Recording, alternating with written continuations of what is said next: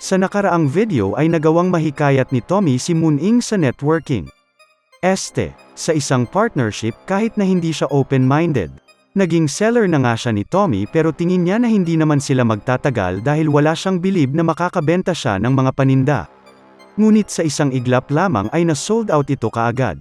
Sa farm naman ay patuloy ang paggaling ni Black Rabbit bilang isang hunter at nalaman natin na naglipat bahay na pala si Bibi sa cave at doon na siya titira. Pinakita din sa atin si Moymoy na may maitim na balak kaso natameme siya nung nalaman niyang nalampasan pa siya ni Moon-ing sa merchant rankings.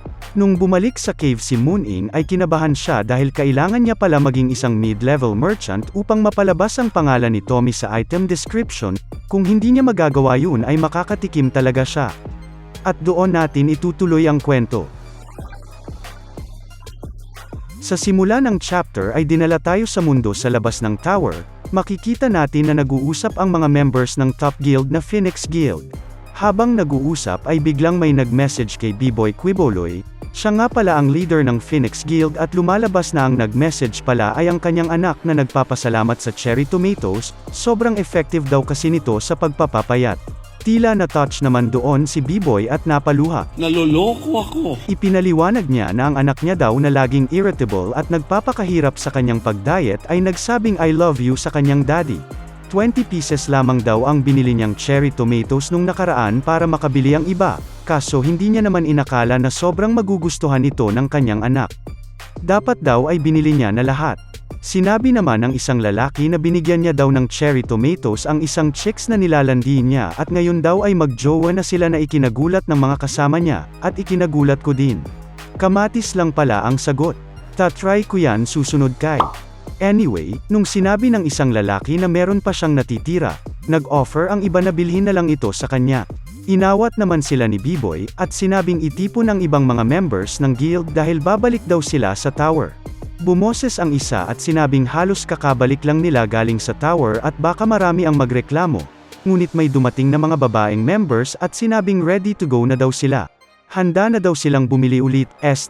Umakyat daw ng tower. Pakipot pa ang mga shoka. Wow. At dahil nga doon, sila ay tumungo na pabalik, habang iniisip ni B-Boy na kukuha siya ulit ng mga cherry tomatoes at magiging mabuting ama.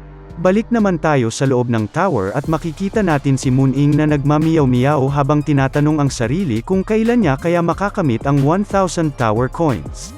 Ang kaya lamang daw madala na kamatis ng kanyang bag ay 1,500 pieces, at kung ganun daw ay kakailanganin niya pang magpabalik-balik ng 10 times para maabot yun. Ngunit kakalimutan muna daw niya ito at magfo-focus na lang sa pagbenta, kaya naghanap na siya ng mga customers. Maya-maya pa ay ang mga adventurers na ang nakahanap sa kanya at nalaman niyang 3 araw na pala silang naghihintay sa area na yun para lang makabili ng paninda niya.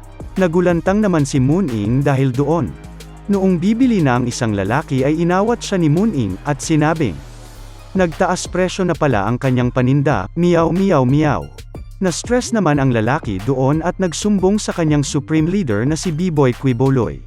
Pero kahit na nagtaas presyo pa siya ay inubos pa din nila ang mga tinda nitong tomatoes.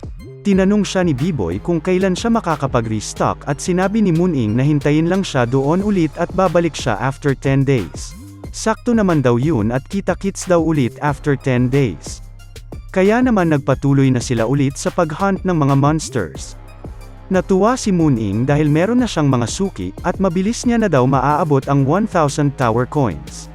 Kailangan niya daw agad maabot yun para maging mid-level merchant na siya at lumabas na ang pangalan ni Tommy.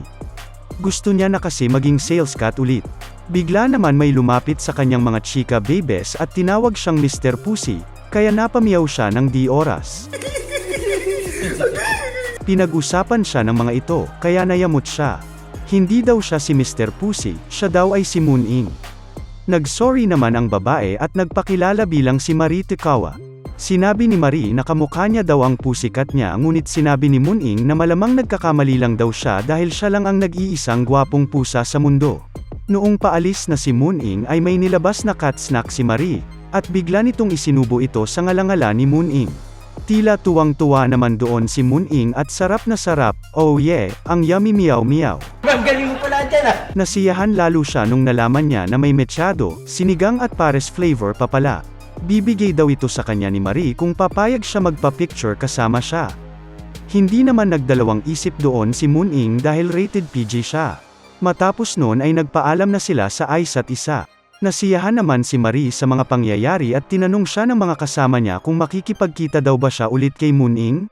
Kung saan ay sumagot siyang, of course, habang tinitignan ang picture nila na magkasama.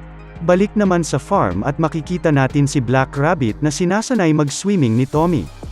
Tinakpan nila ang butas ng labasan ng mga piranha para masigurado na safe ang pag-swimming. Nalaman natin na kaya pala binigyan ng swimming lesson si Black Rabbit ay dahil may isang beses na dahil sa excitement ay nahulog ito sa pond at nalunod, na nagpagulat kay Tommy at ibang rabbit family. Buti na lang daw at na-revive pa siya at hindi siya kinain ng mga piranha. Naisipan naman ni Tommy na magmerienda kaya hinanap niya ang kanyang nat-abang honey, ngunit naubos niya na pala ito. Naisip niya naman na ilang araw na hindi lumalabas si Bibi sa kanyang bahay, pero pagtingin niya sa taas ay lumaki na pala ang beehive nito at marami na ding babies. Ngayon lang daw niya napansin yun, dapat daw niya siyang makongratulate, at dapat may dala siyang regalo. Sumigaw siya upang tawagin si Bibi para sa housewarming party ngunit nung nakita siya ng mga baby nito ay namula ang mga mata nito, nag-umpisa silang sumugod. Nagkakagulo na sa labas at na bad trip na din si Black Rabbit at naghahanda na makipagbakbakan. Pero bago pa sila sumugod ay may biglang dumating na malaking honeybee. Nagulat si Tommy dito at napatanong, kung siya daw ba si Bibi Gandaghari?